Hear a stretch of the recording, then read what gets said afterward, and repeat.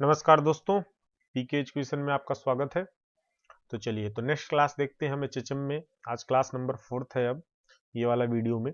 ठीक है, तो यहाँ पर हम जो अपकेंद्री पंप देख रहे थे उसका हमने पूरा क्रिया देख लिया था, कैसे वर्क करता है, पूरा फिगर देख लिया था, उसके घटक वगैरह हमने सभी टर्म को देख लिया था। ठीक है, अब हम लोग यहाँ पर जो है यहाँ पर हम लोग जो है ये पंप के बारे में अब देखेंगे क्लियर कि ये हमारा पंप कैसे काम करता है। ठीक है, सॉरी, काम करता नहीं है, मतलब इसका वर्गीकरण हम लोग कैसे कर सकते हैं। ठीक है, अब केंद्रीय पंप का वर्गीकरण मतलब क्लासिफिकेशन कितने तरह से इनको हम लोग वर्गीकृत कर सकते हैं। देखिए इनका जो वर्गीकरण है ना काफी लंबा है, पूरा बहुत तरीकों से करते हैं। इनका कई आधार हैं, उनको बेस मार्कर हम लोग करते हैं। जितने इनके अंग हैं हर अंग के जो है आधार पर इसमें देखते हैं तो अगर किया जाता है। ठीक है, क्योंकि इसमें कई तरह के पंप आपको देखने को मिलेंगे, वो सब आपके जो है आप केंद्रीय ही पंप होते हैं। इसमें देखिए हमारा जो पहला हो है इसमें है आंतर नोदक फलकों वेंस के आधार पर। तो ये जो हमारा एक तरह से देखिए आंतर नोद इसमें जो ये वेंस लगे होते हैं ना, ये जो ब्लेटेड लगी रहती है, ये इसको बोलते हैं, ये वाले को बोलते हैं हम लोग, इसको बोलते हैं वेंस फलक। क्या बोलते हैं? वेंस फलक। ठीक है, तो यदि ये देखें तो अगर सीधे अंतर नोदक फलक लगे होंगे, जैसे ये क्या है, ये थोड़ा सा इस तरह से कर्व टाइप का है। यदि मान लीजिए कि इस तरह से ऐसे ऐसे यदि रहता, ये केवल ऐसे ऐसे देख रहे हो सीधा फलक, ये अगर सीधा वेन रहता, यदि ये सीधा वेन्स रहता तो ये क्या हो जाता? सीधे फलक वाले पंप। वक्र टाइप में हमारे दो होते हैं, एक होता है पश्च वक्रित फलक और एक होता है अग्र होता है। ठीक है, जैसे ये अगर इस तरफ रोटेट हो रहा है और इसका इधर देखिए वक्र बना हुआ है, तो ये क्या हो गया हमारा अग्र, सॉरी अग्र वक्रित मतलब फलक हो गया। और यदि इस यही जो है मान लीजिए चाल इसकी इस तरफ हो और यही पंप बना रहे हो, तो इसको यदि आप इस तरह से बना दे रहे हो, ठीक है देख रहे हो, इस तरह से यदि आप बना दे रहे हो, मतलब क्या है कि आप इसको इस तरफ ले जा रहे हो, लेकिन इसका जो पूरा प्रोसेस इधर की तरफ देखोगे तो इसको हम लोग बोलते हैं पश्च पश्च वक्रित फलक। तो इस तरह से ये हमारा अंतर्नोदक फलक के आधार पर जो इनकी ब्लेडें लगी होती हैं इनको बोलते हैं हम लोग वेंस। ये ब्लेडों को क्या बोलते हैं? वेंस बोलते हैं। और इनके आधार पर हम लोग इसको डिसाइड करते हैं किस प्रकार का ये पंप है। क्लियर? चलिए तो आगे देखते हैं हमारा जो है इसमें, आगे देखिए आंतरनोदक पहिए के आधार पर। तो इसमें क्या होता है, जो आंतरनोदक हमारा जो इम्पेलर लगा होता है उसके पहिए का आधार पर देखिए उसमें क्या होता है, जो ये आंतरनोदक ये टोटल होता है। ठीक है, ये टोटल होता है। इसमें क्या होता है इस तरह से, ठीक है, इसे गोला सा रहता है ये। अब इसमें क्या होगा कि इनका जो ये पहिया है ना, ये जो पहिया है ये क्या होता है कि ये खुला है, अर्ध खुला है या बंद है। ठीक है, अब ये जो आपको यहाँ पे दिख रहे हैं ना, इस तरह से पैक्ड ये अंदर रहता है। अब ये पूरा ओपन है कि ये अर्ध खुला हुआ है, तो इसके अंदर एक ही लेयर ऐसे लगा रहता है, देखेंगे आप लोग। ठीक है, यदि ये पूरा खुला हुआ होगा तो अलग अलग इसके आधार पर हम लोग यहाँ पर डिसाइड कर सकते हैं कि 3 तरह के इसमें आपको देखने को मिलेंगे। क्लियर? अब हम यहाँ पे देखते हैं आंतरनोदक में द्रव प्रवेश के आधार पर, तो पानी कैसे इसके अंदर प्रवेश करता है उसके आधार पर। तो ये हमारा इस तरह से देखेंगे आप लोग। ठीक है, इस तरह से हमारा क्या है, पंप है। गलत थोड़ा सा फिगर बन गया है। ठीक है, एक मिनट देख, हम इसको डिलीट करके फिर से देख लेते हैं। ठीक है, कुछ इस तरह से ध्यान से देखेंगे, ये हमारा जैसे ये पंप हो गया। क्लियर? और इसमें इस तरह से ब्लेडें लगी रहती हैं। ठीक है, इस तरह से। क्लियर? समझ रहे हो सभी लोग? चलिए अब हम यहाँ पे यदि बात करते हैं, ठीक है, अगर हम यहाँ पर बात करते हैं, जैसे मान लीजिए यहाँ पर पानी हमारा इधर से निकलेगा इस तरह से। ठीक है, ये अब यहाँ पे अगर हम लोग बात करें, ठीक है, ये क्लियर, इस तरह से हमको देखने को मिलता है हमारा आंतरनोदक द्रव के आधार प्रवेश के आधार पर।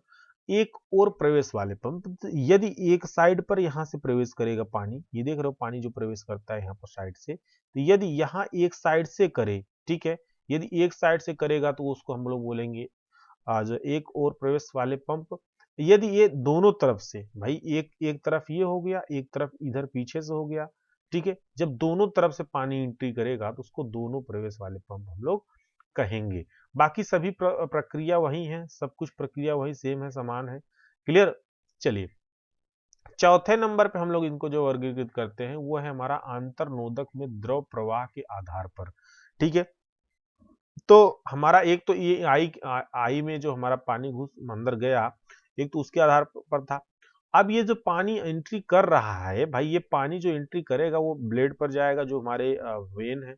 अब वो वेन की और उसका जो रेडियस, सॉरी, जो उसका धुरा है, ठीक है, जिस शाफ्ट पे जिस पर वो हमारा अटैच्ड है पूरा, देखें हमारा वेन्स, तो उसको हम लोग अंतर्नोदक बोलते हैं, इम्पेलर बोलते हैं। ठीक है, अब उसमें क्या हो रहा है, कैसा फ्लो हो रहा है उसके आधार पर, जैसे कि रेडियल फ्लो होता है, एक्सियल फ्लो होता है, मिक्स्ड फ्लो होता है, तो तीन तरह के ये फ्लो होते हैं।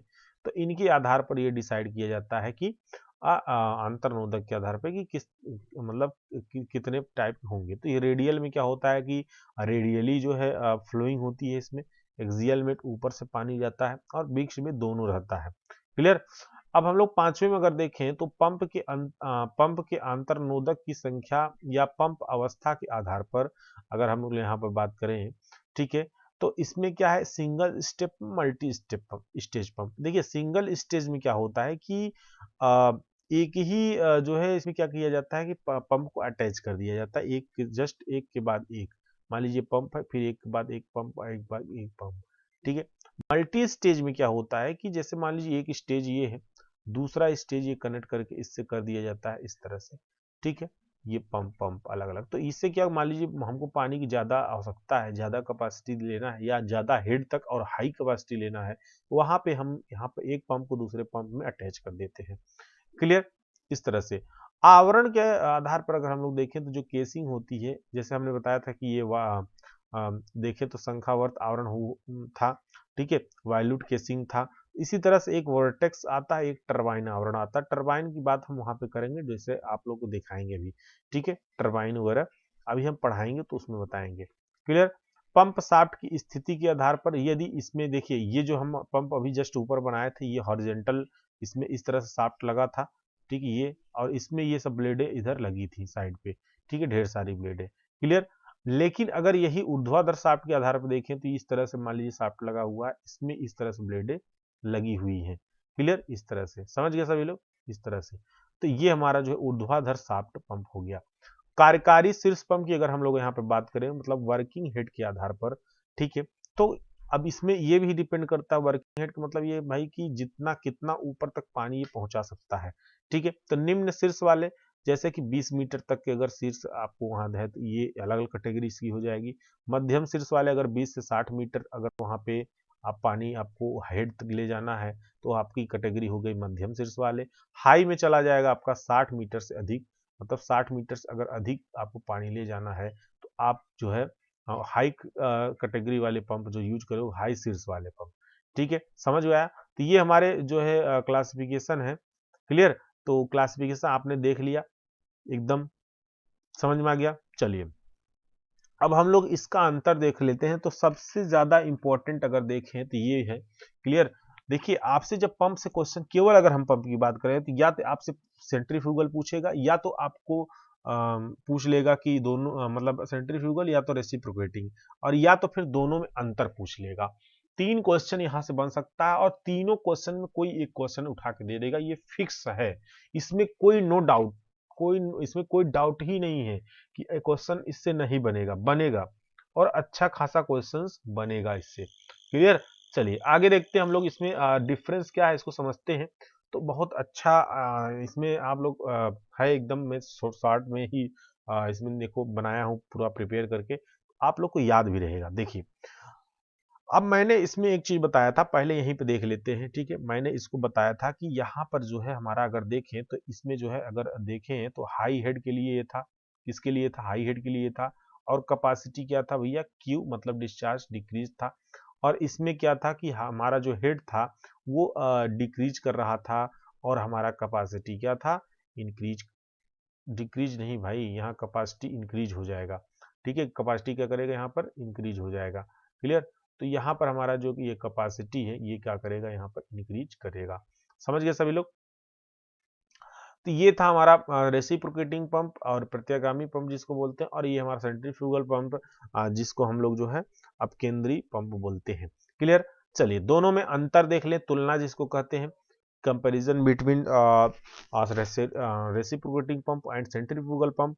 तो इसका आकार बड़ा होता है जी, रेसिप्रोकेटिंग पंप का आकार बड़ा होता है, इसका आकार छोटा होता है और कम स्थान घेरता है। तो इसके रिस्पेक्ट में इसका आकार क्या हुआ, ये भैया बड़ा होगा और ये जो है छोटा होगा। क्लियर। तो फायदा तो ज्यादा सेंट्रीफ्यूगल पंप में ही है। यह कम गति पर चलता है। तो देखेंगे आप लोग हैंडपंप के, आप तेज चलाते हो, बहुत धीरे धीरे चलाते हो और पानी गिरता रहता है। लेकिन यह अधिक गति पर चलता है। देखिए इसमें क्या है, इलेक्ट्रिक मोटर लगाओगे या फिर आप किसी डायनेमो के थ्रू चला सकते हो, ट्रैक्टर के माध्यम से, वहां पर इसको ज्यादा आपको गति देना पड़ेगा, तभी जाकर पानी बाहर आएगा। या कोई भी पंप चला सकते हो किसी भी वर्ग के लिए। ठीक है, चलिए। इससे आसमान विसर्जन असमान विसर्जन डिस्चार्ज प्राप्त होता है। तो कंटिन्यूअस का डिस्चार्ज निकलता है क्या, गौर करो। हैंडपंप आप चलाते हो, ज्यादा तेज चलाओगे तो जल्दी ज्यादा तेज पानी गिरेगा, और जैसे एक बार पंपिंग नीचे करते हो तेजी से पानी गिरता है, फिर कम हो जाता है, फिर नीचे करते हो, क्या कंटिन्यूअस पानी निकलता है, बताओ, डिस्चार्ज नहीं निकलता। इसलिए वो हमारा क्या हो जाता है, रेसिप्रोकेटिंग पंप हो जाता है। और इसमें क्या होता है, इसमें समान डिस्चार्ज विसर्जन प्राप्त होता है। तो जो हमारे हैंडपंप, जो हमारे खेतों में जो हमारे लगे रहते हैं, ठीक है, जो पट्टे पुल्ली के थ्रू चलते थे, ठीक है, तो वो हमारा इलेक्ट्रिक मोटर वगैरह लगता था, पहले लोग लगाते थे। ठीक है, तो वो हमारा जो है सेंट्रीफ्यूगल पंप के अंतर्गत आता है। क्लियर। इसमें अधिक वाल्वों की आवश्यकता होती है। तो देखेंगे तो ज्यादा इसमें वाल्व वगैरह लगते हैं। रीजन कि इसमें देखे आप, तो सबसे पहले क्या है कि अलग अलग वाल्व लगाने पड़ेंगे जगह जगह पर, जैसे चेक बाल तो लगेगा ही लगेगा। ठीक है, उसके बाद ऊपर भी बाल्व लगाना पड़ेगा डिलीवरी की तरफ। तो कई जगह पे इसमें वाल्व वगैरह लगाने पड़ते हैं, लेकिन इसमें क्या है, उसकी अपेक्षा अगर देखें तो यहाँ पर कम वाल्व की हमको आवश्यकता पड़ती है।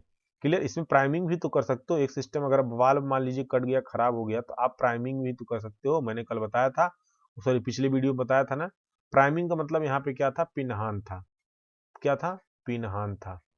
ठीक है, तो प्राइमिंग भी आप लोग कर सकते हो। क्लियर। चलिए, अब हम देखें तो इसकी गति का जो नियंत्रण है वो आसानी से नहीं किया जा सकता है। तो इसमें कंट्रोलिंग तो नहीं हो सकती है। क्यों, आप एक चाल से चलाओगे क्या हैंडपंप, नहीं, तेजी से चला दोगे, कम चलाओगे। लेकिन इसमें क्या है, इसकी गति का जो नियंत्रण है वो आसानी से किया जा सकता है। इसमें भाई जितने हार्स पावर का इलेक्ट्रिक मोटर लगाओगे उसी हिसाब से वो पानी या डिस्चार्ज करेगा। क्लियर। और इस इधर देखें तो इसका जो है कुल भार अधिक होता है। ठीक है, और इसका जो है कुल भार क्या होता है, कम होता है। क्लियर। चलिए, तो आगे देखते हैं हम लोग, यहाँ पर समझते हैं। ठीक, आगे देख लेते हैं हम। चलिए, ठीक है। अच्छा, ये तो हो गया कि कुल भार की बात तो हो ही गई। ठीक है, और नीचे कर लेते हैं, तब फिर आपको हम पूरा डिटेल्स में एक ही बार में, ताकि इसको कंप्लीट कर दे। ठीक है, चलिए। अब हम इसमें देखते हैं कि इसका इंस्टॉलेशन सुगम नहीं है।